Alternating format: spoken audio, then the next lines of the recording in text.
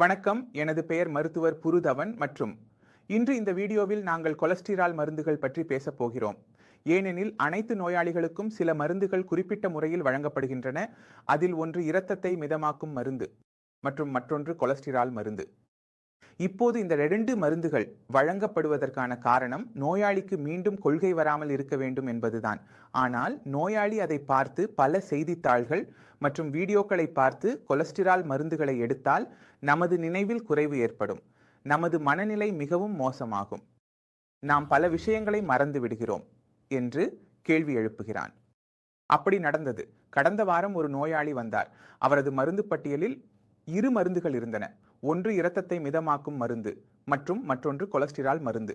அவர் இரத்தத்தை மிதமாக்கும் மருந்தை எடுத்தார், ஆனால் கொலஸ்ட்ரால் மருந்தை எடுத்துக்கொள்ளவில்லை.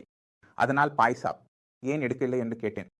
அதனால் நோயாளி கூறுகிறார், டாக்டர் சாஹேப், நான் அதை செய்திகளில் பார்த்தேன், பேப்பரில் படித்தேன், அது மூளையை மோசமாக்குகிறது. ஆனால் விஷயங்களை மறக்கத் தொடங்குவதால் மூளை மோசமாகிவிடும் என்று அவர் கூறவில்லை. நான் சொன்னேன், சரி, உங்கள் மூளை ஒரு நாளில் மோசமாகிவிடுமா? அவர் சொன்னார், இல்லை. கொலஸ்ட்ரால் உங்கள் அதிகரித்தது எதற்காக ஏற்பட்டது? உணவுக்காக.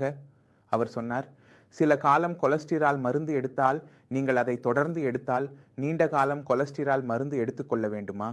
அவர் சொன்னார், இல்லை, நான் இதை 3 மாதங்கள் எடுத்துக்கொள்கிறேன், பிறகு இதை விட்டு விடுவேன். நான் சொன்னேன், நீங்கள் புரிந்து கொள்ள வேண்டும், நாம் எப்போது மருந்துகளை எடுத்தாலும் அதை எப்போதும் வாழ்நாள் முழுவதற்காக நினைக்க வேண்டாம். உங்கள் வாழ்க்கை முறையை மாற்ற முயற்சிக்கவும். ஏனெனில் நீங்கள் உங்கள் உணவு பழக்கங்களை மாற்றினால், உங்கள் உட்காரும் எழுந்து நிற்கும் முறைகளை மாற்றினால், நீங்கள் எந்த மருந்திற்கும் அடிப்படையாக இருக்க வேண்டிய தேவை நீங்கும். அது ஆயுர்வேதமா, நாங்கள் எடுத்துக்கொள்ளும் மருந்தா, அல்லது வேறு எதுவாக இருந்தாலும். எலிபிடிகா மருந்துகளுக்கு சில பக்க விளைவுகள் உள்ளன, ஆனால் அது உங்களுக்கு உதவுகிறது என்பதையும் நீங்கள் புரிந்து கொள்ள வேண்டும். எனவே நீங்கள் மருந்துகளை 2 முனைகளுள்ள கத்தியாக கருதுங்கள். அதில் நன்மைகள் மற்றும் தீமைகள் 2ம் உள்ளன. சில சமயங்களில் நாங்கள் வெறும் நன்மைகளை பார்க்க வேண்டும், மற்ற சமயங்களில் நாங்கள் வெறும் தீமைகளை பார்க்க வேண்டும். மேலும் சில சமயங்களில் நன்மைகள் மற்றும் தீமைகள் இடையே நமது பாதையை உருவாக்க வேண்டும். எனவே நீங்கள் எப்போது வேண்டுமானாலும் எந்த மருந்திலிருந்தும் பயப்பட வேண்டாம். அதை உங்கள் நன்மைக்காக முதலில் பயன்படுத்துங்கள், பின்னர் அதிலிருந்து வெளியே வர முயற்சிக்கவும். அதனால் கொலஸ்ட்ரால் அதிகமாக உள்ள நோயாளிகள் அவர்களின் கொலஸ்ட்ரால் அளவை குறைக்க வேண்டும். இப்போது எப்போது கொலஸ்ட்ரால் எங்கள் உடலில் அதிகமாக இருக்கும்போது எங்கள் உடலில் கொலஸ்ட்ரால் குறைக்க எவ்வாறு செயல்பட வேண்டும் என்பதை புரிந்து கொள்ள வேண்டும். அதனால் முதலில் புரிந்து கொள்ளுங்கள், கொலஸ்ட்ரால் மோசமானது, அதை நல்ல கொலஸ்ட்ராலாக மாற்ற வேண்டும்.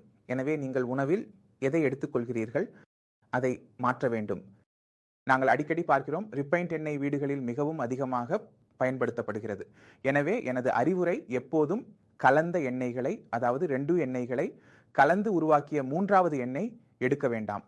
நீங்கள் எவ்வளவு இயற்கை எண்ணெய் எடுக்கிறீர்கள் அதற்கேற்ப எடுத்துக்கொள்ளுங்கள். பல நகரங்களில், குறிப்பாக TA, T2 மற்றும் T3 நகரங்களில் கொழு உண்டு. நீங்கள் உங்கள் எண்ணெய் 2, உங்கள் கசப்பை, பாதாம் எதுவும், முந்திரி எண்ணெய் கூட எதுவும் கொடுத்தால் அதில் உள்ள எண்ணெய் அனைத்தையும் எடுத்து உங்களுக்கு தருகிறார்கள். அது உங்கள் கண்களின் முன்னிலையில் தான். எனவே அனைத்து நோயாளிகளுக்கும் பாலிசிகள் உங்கள் உடலில் கொலஸ்ட்ரால் தவறாக அதிகரிக்காமல் இருக்க வேண்டும் என்றால் நான் உங்களுக்கு இதை சொல்வேன். உங்கள் அருகில் உள்ள கொழு இடத்திற்கு சென்று உங்கள் முன்னிலையில் கடுகு எண்ணெய் எடுத்து கொள்ளுங்கள். கடுகு எண்ணெய் உங்களுக்கு ஆரோக்கியமாக இருக்கும். உங்கள் கோல்ட் கொலஸ்ட்ரால் அதிகரிக்கும், மோசமான கொலஸ்ட்ரால் அதிகரிக்காது. சரி, நீங்கள் அந்த எண்ணெய் எடுத்தீர்கள், உங்கள் வீட்டில் உள்ள அனைத்து சமையலுக்கும் நீங்கள் கடுகு எண்ணெயில் செய்தீர்கள். மேலும் இதில் உங்களுக்கு சந்தேகம் இருக்காது. உங்கள் முன்னிலையில் நடந்ததால் இங்கு பாதுகாப்பும் வருகிறது. 2வது, நீங்கள் என்ன சொல்ல வேண்டும்? உணவில் நார்ச்சத்தின் அளவை நீங்கள் அதிகரிக்க வேண்டும். ஏனெனில் நாம் எவ்வளவு நார்ச்சத்தை உண்போமோ அந்த அளவுக்கு கொலஸ்ட்ரால் எங்கள் இரத்தத்திற்கு அடைய முடியாது. சரி, நல்லதும் கெட்டதும், எங்கள் இரத்தத்துக்கு அடைய முடியாது. எங்களுக்கு வலி கூட வந்தது. மேலும் கொலஸ்ட்ரால் இரத்தத்திற்கு செல்லாமல் இருப்பதால் அதனால் ஏற்படும் சிக்கல்களை எதிர்காலத்தில் தவிர்க்க முடிகிறது. ரிஷா இப்போது என்ன செய்கிறாள்? நார்ச்சம் மிகவும் பயனுள்ளதாக இருக்கிறது. நாம் சாலிகாய்கள், பழங்கள் மற்றும் முழு தானியங்களை சாப்பிடும்போது அதில் நார்ச்சத்தின் அளவு அதிகமாக இருக்கும். முதலில் அவர் உணவில் கொலஸ்ட்ரால் அளவை குறைப்பார். 2வது, அவர் கார்போஹைட்ரேட்டுகளை குறைப்பார். இதனால் உங்கள் இரத்த சர்க்கரை அளவை பராமரிக்கவும் உதவுகிறது. 3வது நன்மை என்னவென்றால், உங்கள் வயிறு நல்ல முறையில் சுத்தமாக ஆரம்பிக்கிறது.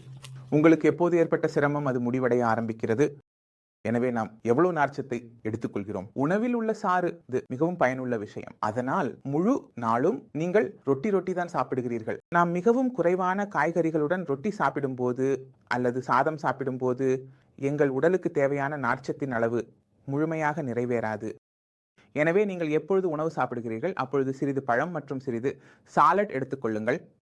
இதனால் உங்கள் உணவுடன் நார்ச்சம் இவ்வளவு அதிகமாக சேரும். அதனால் உணவில் எந்த தவறான பொருளும் உங்கள் உடலில் செல்ல முடியாது.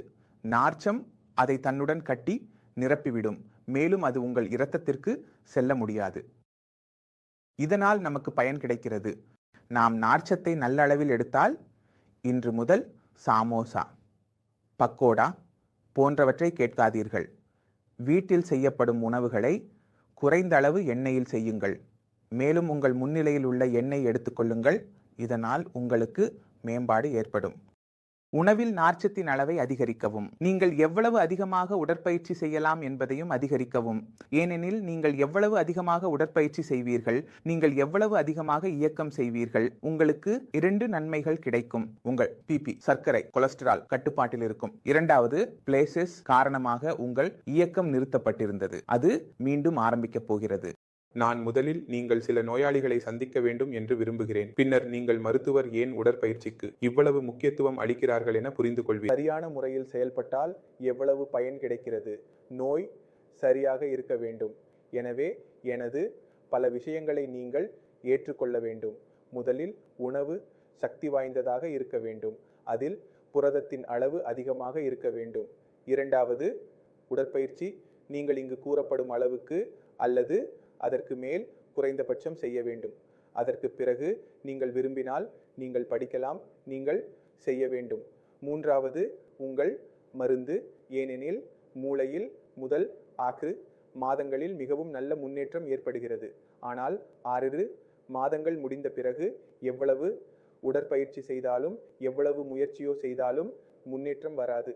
எனவே நாம் பேசுவதில், நடக்குவதில் முன்னேற்றம் கொண்டு வர வேண்டும் என்றால் எங்கு வேண்டுமானாலும் உங்கள் மூளையில் நரம்பியல் செயல்பாட்டை செய்ய வேண்டும்.